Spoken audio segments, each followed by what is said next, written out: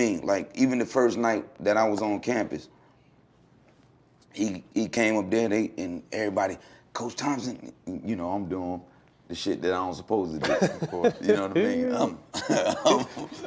I'm smoking.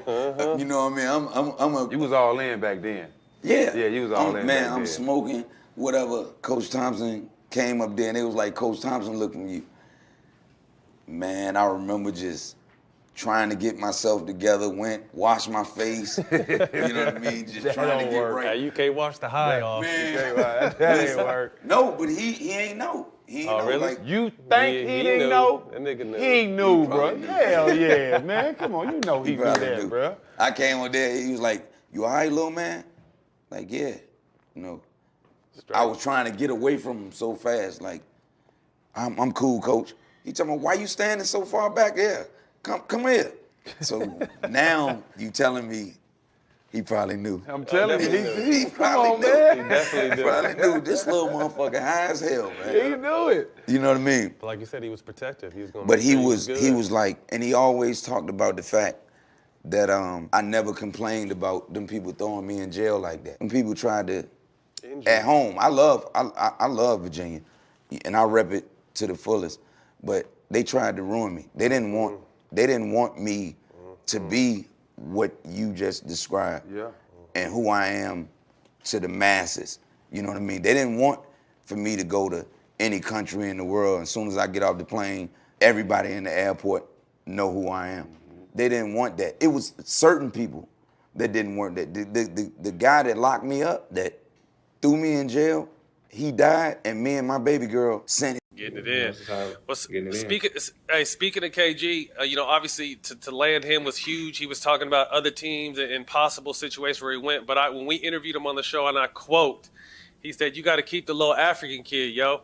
If I come to Boston, you got to keep the African kid." Yeah, he keeps telling that sorry ass story. He keeps saying that shit. Yeah, that's his truth though.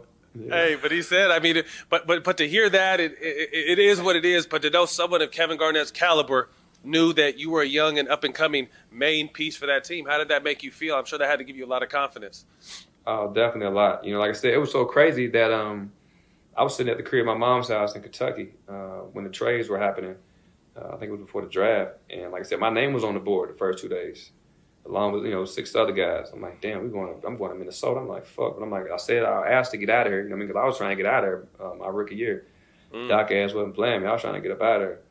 So I was like, okay, cool. The trade happened. If I trade, it happens to happen. 2 days passed. Danny called me like, you ain't going nowhere. So I said, cool. I locked back in with Boston, and not knowing that KG was like, nah, get him out of there.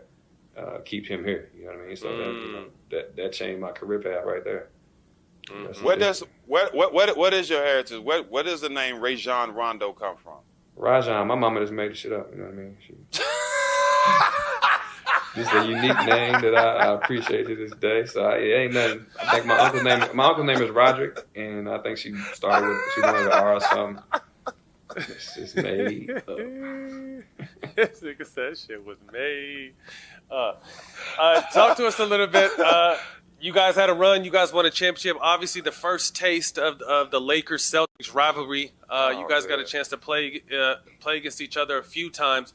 What was it like to be a 21-year-old point guard in the midst of the most historical rivalry in the game?